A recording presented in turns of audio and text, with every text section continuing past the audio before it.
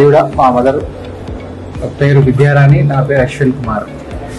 తను ఓ రోజు వాకింగ్ చేస్తూ కింద పడిపోతే హాస్పిటల్కి తీసుకెళ్ళాము. అక్కడ బ్రెయిన్ ఆపరేషన్ జరిగింది, స్క్లెరోటమీ. అది చేసిన తర్వాత ఒక 1 month తర్వాత she was all right, but physically she was not able to manage her self. So దానికోసము హెచ్ఆర్సీకి తీసుకొచ్చాము. హెచ్ఆర్సీలో ఒక 2 months ఉన్నాం మేము. ఇక్కడ తీసుకొచ్చినప్పుడు తన పరిస్థితి ఆ రైట్ హ్యాండ్ మొత్తం, రైట్ సైడ్ మొత్తం వీక్నెస్గా ఉండే, కనీసం చెయ్యి కదపలేని పరిస్థితి, కాలు కదపలేని పరిస్థితి. ఇక్కడికి వచ్చిన తర్వాత హెచ్ఆర్సీ టీం హెల్ప్ చేశారు. ఇప్పుడు ఆ రైట్ హ్యాండ్, ఆ రైట్ లెగ్ బాగానే మూవ్ చేస్తుంది. ప్రస్తుతం నడవలేకపోతుంది, కానీ ఇంకొక 2 monthsలో నడుస్తుంది.